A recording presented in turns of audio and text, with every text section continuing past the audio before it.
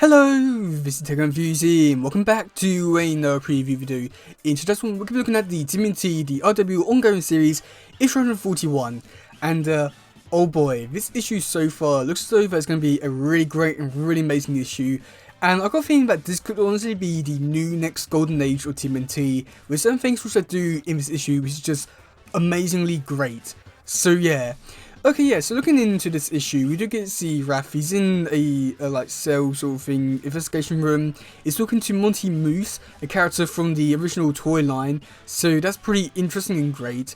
I'm asking for Raph for information about who he really is, don't want ID, but Raph was never human, so he never had ID. It's just so really great and fascinating just to see, like, you know, like the human stuff with like police and stuff like that, interacting with Raph and his world. It's just so great, so fascinating and really amazing and stuff like that. It's just so great to see all this stuff like interacting for like, the first time. It's amazing and so fascinating, really interesting. And I can't say much more than that. So then going into the next page, we do get to see Cara Lewis. She has returned. She's talking to Raph, and Raph wants to make a phone call. Now this is where things get really interesting, and where I'd say is where, you know, I'm thinking that this could be new next Golden Age of Turtles, is because we do get to see Raph in a prison, like, you know, more or less being falsely accused of murder, talking to Jennifer, who's doing makeup, and moving up with Sheena to get her to more or less like get Jennifer to come down and help Raph get out of prison. I mean, if I was to say that out loud, it does sound really stupid, crazy, insane.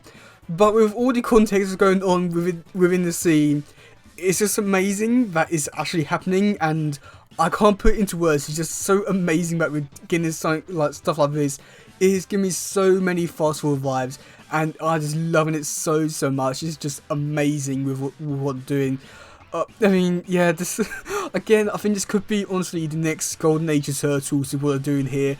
It's just amazing. So then going into the next scene, we do get to see Carla. She comes down and she's talking to one of the cops.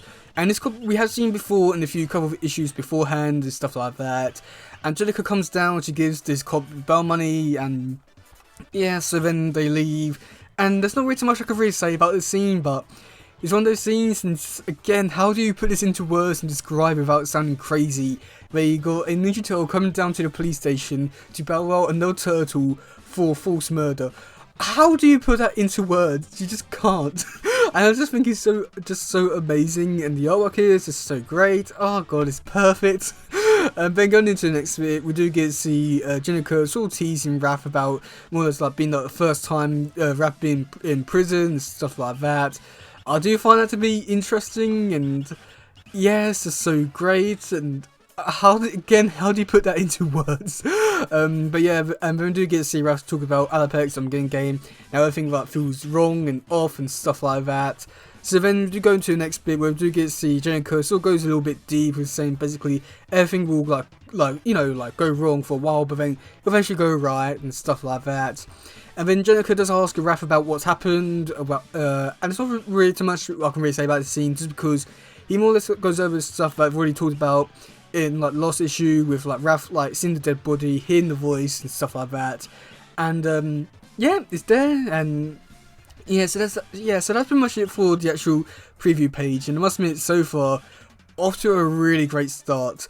I mean, artwork is amazing, the writing is pretty interesting, and just the overall story and context for all of it is just amazing. How do you put this into words without sounding crazy and insane? Yeah. So then going into the next bit, we do have a description for this issue, and it is the continuation of Sophie Campbell's epic run. With Game Over, new groups compete to fill NYC's power vacuum, from the new ninja clans to police, and even old threats like Dr. Barlow. After the Armageddon game, the Hamato brothers are so divided, they can't agree on what to do, on what the biggest threat is. With the city vulnerable, it may look elsewhere to help them, as the tmnt might not be able to help themselves, let alone New York. So yeah, I must admit, overall, the description for this one does sound like, you know, like very basic, and I think that's just because by the time this issue was coming out, in terms of like description and stuff like that, we haven't got any stuff with the Armageddon game, like the completion of that. So this is one that was going like very safe with that, but you know, it's pretty decent description. So then for the covers, we do have a Raphael in a police station doing a mugshot, and again, how can you put that into words with how amazing that is without sounding crazy? And it's just so great. And then also like another really fun detail on his little plaque thing, it does have the like numbers, and it's actually a reference to when the first issue of Tales came out on the like I think it was like the 5th of May, I think it was 1984. So that's pretty interesting, really great there. And then for cover B, it was done by Kevin Eastman, and his Leatherhead with blood coming out of his mouth. That's greatly amazing, and I can't put that into words. I like all the like reds like using this like cover. I think it works really well. Really gives off like the horror type vibes, and the red glow in his eyes is also really amazing. It's also like giving me like Godzilla vibes, which I don't know if that's a good thing or a bad thing, but we've got that. And then for the 110 variant, we have the turtles in a maze, which is interesting. I want to say that it's cool, but at the same time, because I already know that like none of this stuff is going to happen in the actual issue itself, well, most likely it won't happen. It just feels so that it's a little bit pointless, but I must admit the artwork for this one is really cool, really great for this one. And yeah, I can't really complain too much. It does look really cool with all the like the maze. I do think it does have like a really cool effect to it, and I don't know, but I think that because it doesn't really have too much to do with the actual description itself or the actual issue, it does feel a bit pointless in so many ways. And yeah, so then we do have the 125 variant, which is yeah, a little bit of a disappointment because it's the same as cover A, but this time it's in black and white. So yeah, I wish I could be more excited for this one because I do think the artwork is really amazing, really great for it, and I do like the artwork for this one, but I just feel like this one is just so pointless and just so, like such an obvious cash grab just to like get people to buy this one, because we're not doing anything new or original for this one. It's just the exact same as cover A but black and white. Wow. So we do have the one in, I think it's 1 in 50, and this one is the same as cover B but in black and white. So yeah, that's pretty interestingly great, but I won't lie, this one's not as cool as cover B. I do think that the reds and all the like colour which I did choose for cover B really did help make that colour really unique and really stand out for being so great and amazing.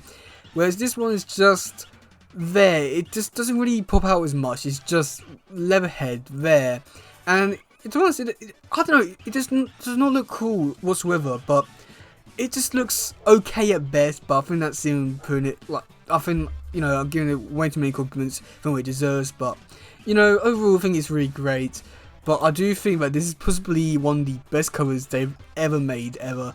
Raph doing a mugshot for false prison, not false prison, for being falsely accused, while calling up Jenica to bail him out after doing makeup. And you just can't put that into words, and it's just so great and amazing. I just can't wait to see what they do in this issue. I've got a feeling that this issue is going to be really great and amazing, and I just can't wait to see what they'll do with it. I've got a feeling that there's going to be a lot of potential to reset some things up, and with what they've done so far, I do hope that they do continue like this fun side of things, because it's just so amazing. But yeah, that's going to be it for today, guys. If you do some, please share, let's just grab another stuff. Goodbye, yo, bye.